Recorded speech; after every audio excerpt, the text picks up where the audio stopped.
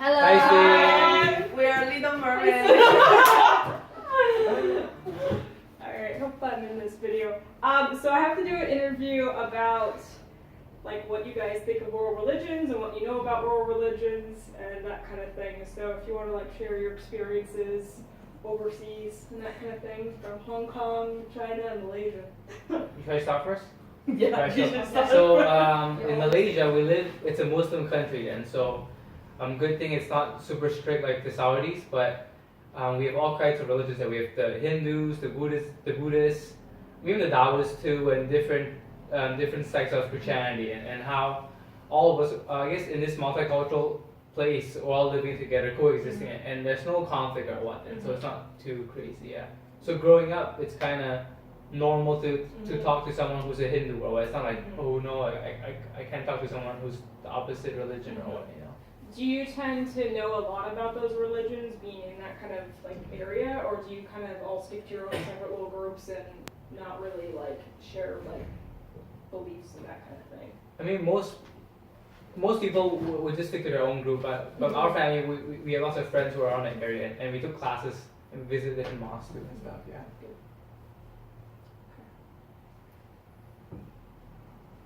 It's just Steve. Hi, I'm Tiffany. I'm from Hong Kong. Hey.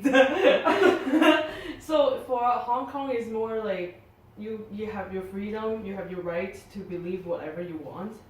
So I grew up in a Christianity home, but where I live is there were so many temples like around my hometown, because it is a countryside, and then they have so many temples around, and so what they believe is Buddhism, I think. Yeah, Buddhism. So they believe they have to do like good stuff in order to Reincarnate. I don't know those names like English words. Yeah, I don't. Yeah, maybe you put subtitles or something. It's okay. I'll try to say it out. Yeah, and also like I study in a Christian school, but my history teacher, my world history teacher, would talk about like different religions, but like we just briefly talk about what they are, but not like telling us to read the Bible and like not that kind of stuff. So Like because me and Yana, we are from Yunnan province, mainland China. The west of the province is Tibet. So like in our province, there are many mentors of Buddhism from Tibet. When we were young, like we even went to their house and to see their And They're all join mystical, their right? gathering. Yeah, more Yeah, mystical, right? Mhm. Yeah. And south of our province is kind of like more Thailand, Laos, Buddhism. It's different. Like the Tibet Buddhism and Laos Buddhism is Mahayana, like, right? it's Yeah. different. And there are like 35 like ethnicity groups in our province. So there's ethnicity group Yeah. which is called Hui. So they all believe in Muslim.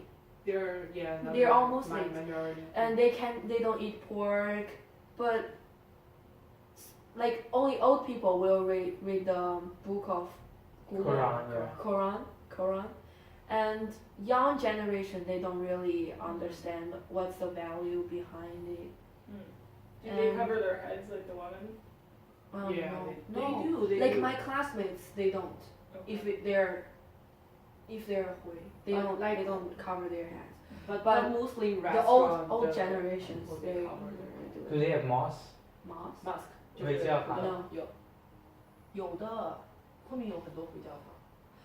I just remember that when I travel around China, like to Xinjiang, it's the northwest place. There are so many temples, like the Muslim temples. Yeah. Yeah, and I guess since Tiffany mentioned about Hong Kong, like you can speak about that, like about the announcements. Like back in Penang, because it's a Muslim state, they can blast their prayer announcement like every morning, like 4 a.m., 6 a.m. in the morning, and I live by a mosque, and that's pretty loud. And that's by law, it's okay because that's their main religion. But I think there's a different rule in Hong Kong, right? How like there's only one main mosque, right? There's one main mosque, right, in Hong Kong. I It's I don't really know that. So okay, I'll speak on that. Sorry, Steve. Even though Hong Kong even though Hong Kong has freedom of speech, but they don't allow the Muslims to do their big announcement at all. Like, because in yeah. right, they don't have understand what you the mean. announcement, the big horn outside, like, praying out loud. They don't do that. So that's some, I guess, differences compared to my place. And Mormon, right? Mormon. But Mormon's a big thing 摩门 too. 教 Mormon is kind of a big thing. Like That's heresy. They have- That's Yeah, heresy of Christianity. Yeah. they have so many Mormons in Hong Kong, like in certain area, which they will like dress up and then they will speak really good Cantonese, and they were just like asking those high school kids to go to the church, and which is really like creepy. it's creepy because those high school kids like come from a really poor family, and then they have no money to learn English.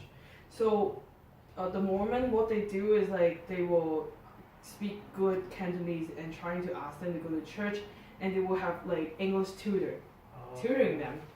And so from that, and they will just like ask them to go to church every week and then like have Bible study and then teach them English. That's how Mormon do, like usually. How they evangelize. Yeah. Interesting.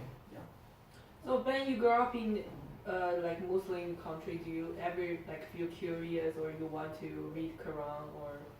Not really, because we grew up in a Christian home, but there is like ministry to reach out to them, and like our church will always say, like, you know, like as much as we're different, we should learn to understand their book also. You know, it's okay to talk to them, but of course it's against the law for us to preach the gospel to them. Like this is really sensitive topics that we have some pastors who have gone missing, they vanish or what, because they baptized some Muslims, and from now there's no news of them at all. Like I think the religious police they kind of caught them or what, but this pastor has no more news of this pastor. It's kind of sad, you know. So I think last time when I was back, every Friday they had this prayer walk to stand for him, you know. But there's no point, you know. Like the law is the law, you know. You pick the law, you get in trouble. All right. Well, thank you so much, guys. Bye. Bye, Steve. Bye. Sorry for my limited English. I really like talk to a ghost.